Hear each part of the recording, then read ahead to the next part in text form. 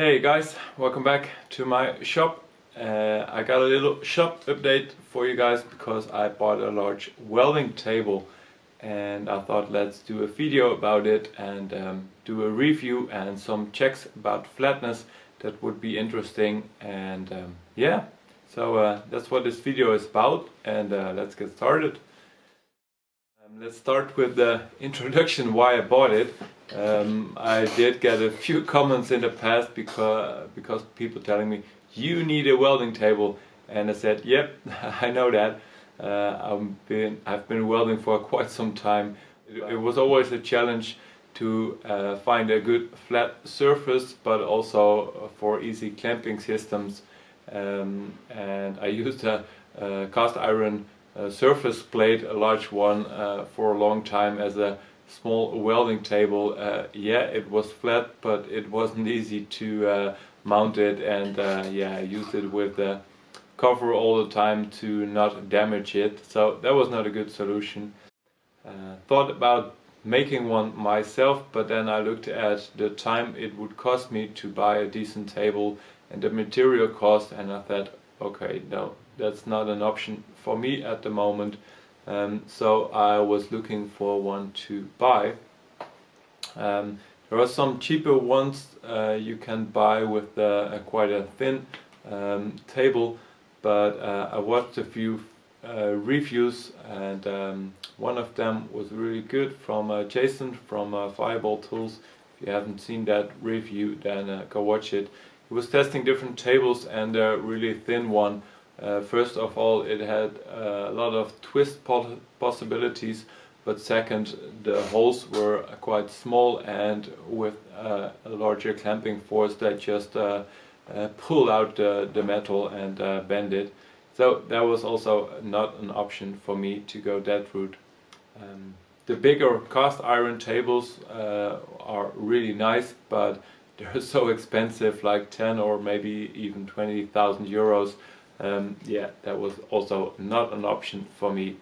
So I was looking for somewhere in between, and I found one that is this table from the brand Weldkar, or Laskar if you want to look it up in Dutch. Weldkar is brand, they make also welding machines but also these tables, and it looked to be quite good quality price combination. So I bought the table, and after a few days it arrived. The paint on the legs is quite nice, seems to be good quality, but there's quite some blasting media inside and also in the thread, so I had to clean that first. But then everything was quite nice. These are the adjustable legs, and they have the plastic feet underneath.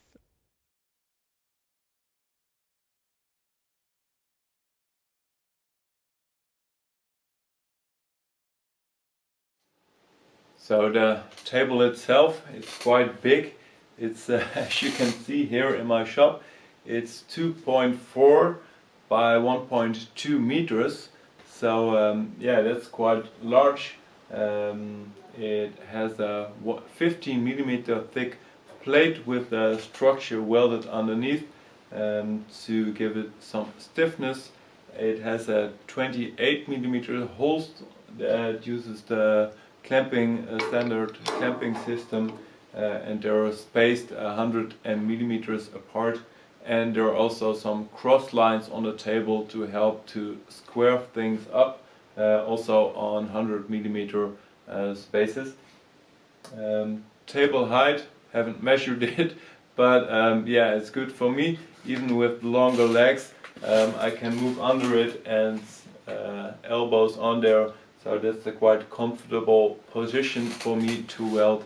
And the large table gives me a lot of room for making frames. This table, the 2.4 meters, has 6 legs. The one smaller one, the 2 meters, has only 4 legs. So the extra leg here in the middle is a bonus, because now I'm sure that it won't bend down in the center, and I can adjust it in every direction that I need to. With the welding table I also bought the clamping system from Bessie, a few different kinds of tools, but I probably will add that a little bit step by step in the future, because these are also quite expensive. Yeah, I also wanted to first start using it and see what tools I use the most, and then buy these if I need to.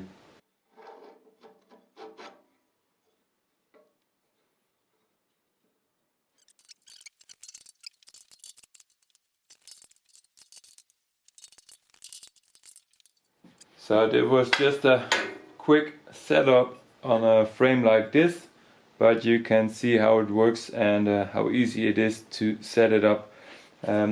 These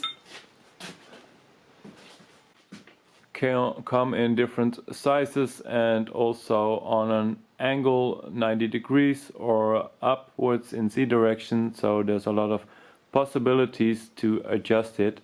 And the clamping system is quite nice. You see these bolts there, they're not only clamping in the ID of the holes, but they're going actually a little bit through the table. So the table hole is contacting here on the end of the bowl. That means is as soon as you tighten it, it really pulls this pin down, and they're clamping quite good, much more than I thought it would with only hand tightening it. So the holes are nicely made, they're cut out, not machined afterwards, but the surface is quite good. There's a nice chamfer on top, but that is only at the top and not at the bottom. So it has quite a sharp edge underneath, and maybe you think that doesn't matter, but what I did notice when using the clamping system, it does damage the tool a little bit, because it's bending a little bit and then pulled upward. So the sharp edge is hitting this point here, and so maybe I will chamfer the holes at the bottom also, because I think that will improve a little bit. Or maybe it's an idea for the manufacturer to do that, because yeah, it does matter, and I think the tool life will be a little bit better with that. So the connection from the top plate and the side plate had just a little bit overhang. They are square if you dismiss the overhang and see it from the whole perspective, but just right underneath this edge there is just a little gap, and it wasn't really square all the way around. At some points, as you see here, it does have a little bit out of squareness. The welding underneath the table looks to be quite good, but as you can see, it wasn't really cleaned up afterwards, so I decided to do that myself.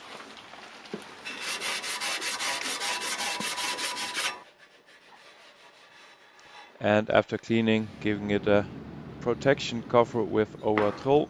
This is a linseed based lacquer or oil that will slowly dry up and give it a nice rust protection, because yeah, I do plan to keep this table for quite some time, and I do want to have it not rusting underneath. So yeah, I needed to do this.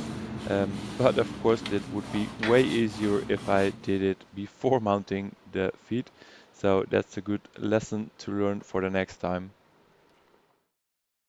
So after cleaning and painting the table on the underside, I want to do some checks, and according to the specs it should be flat within 0.5 millimeters. So this is what you get when a machinist buys a welding table.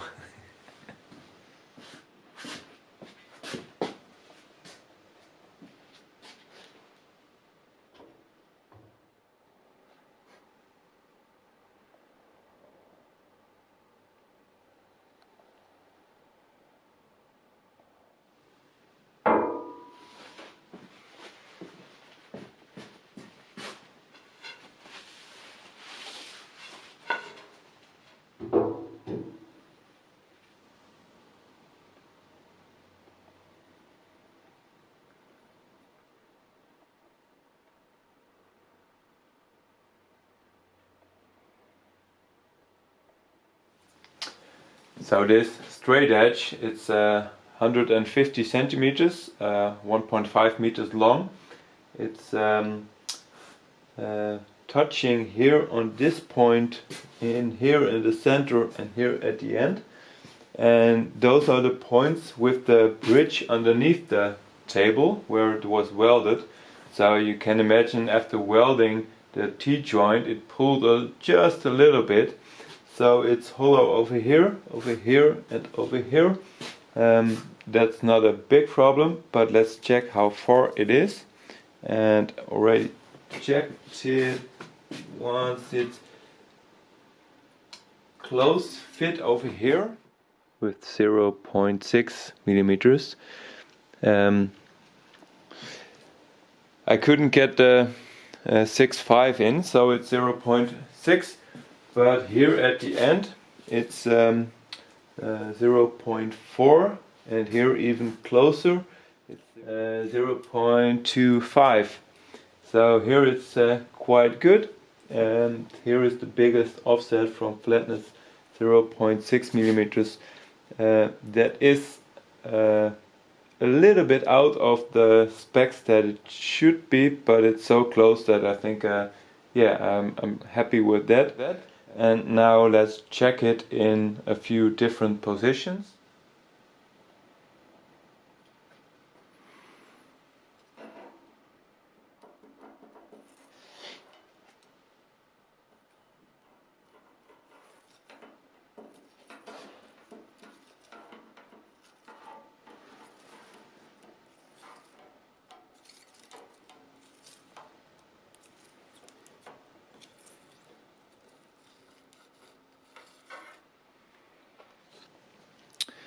So in this direction it's really good.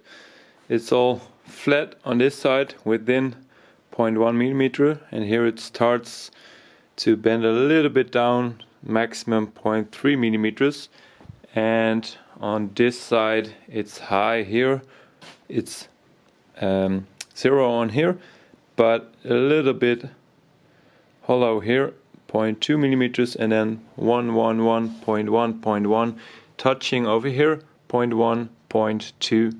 And in this direction over here there's a maximum here of 0.6, but then it's already starting better, 0.15 and 0.2 over here, all the way 0.3 and also 0.6 over here, but 0.4, 4, 6, 0.2, 0.3.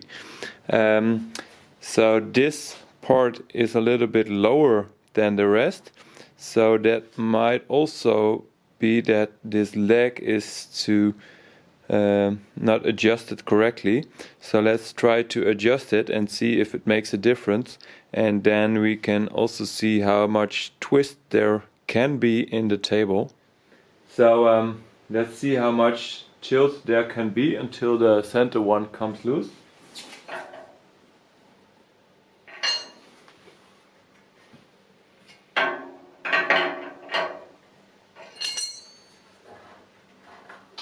Okay, that's already free to move, and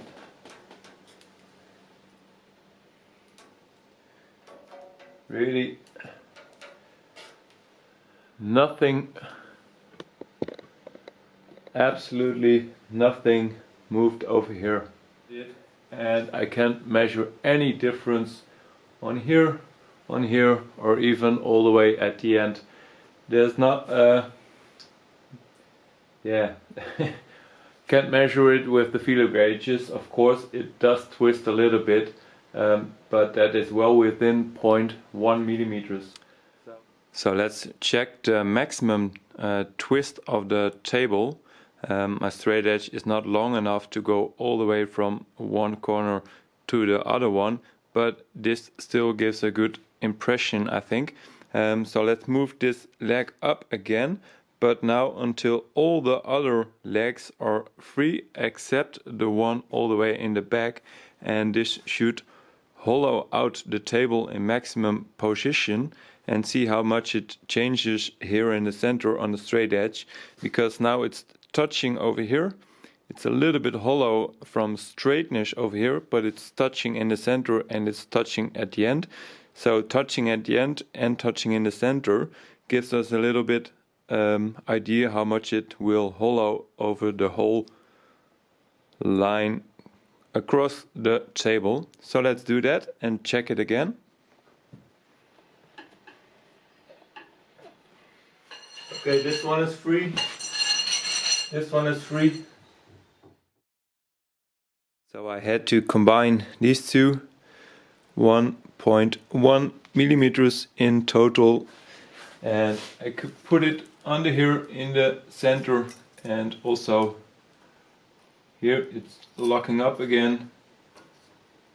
Here it's possible, here also, and here it's locking up again. So here in the center, 1.1 millimeter is maximum twist that I could put on the table while I was lifting the leg all the way up, so it's touching only on the cross legs and it's free moving in the other direction. This is not something you would need for regular use. Of course I will put the leg down, but it gives you guys some impression about the whole stiffness of this table. So the other one that is interesting to see is how much the table moves under the tension.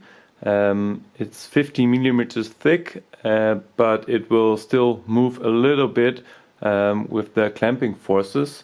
And yeah, it is for using under tension, so let's see how much it moves. There's the rib underneath here and here, so this thick brass plate. I know that this is very stiff, so it won't move much, and it's not exactly straight. There was with the straight edge 0.6 millimeters, but now I measure 0.7 over here and got a dial indicator on it, so let's see how much it moves.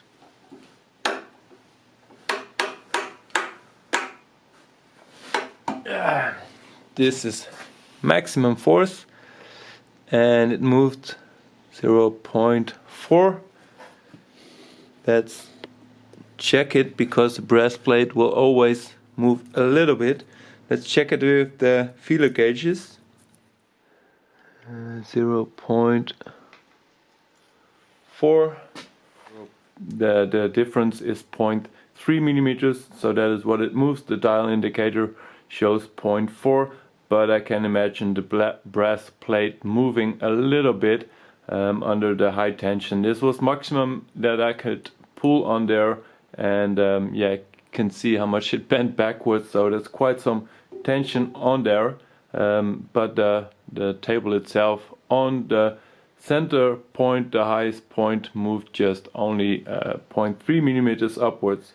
So I don't have anything to measure the force of the clamping. But just for reference, this thick steel beam is 80 centimeters and it moves more than the table itself.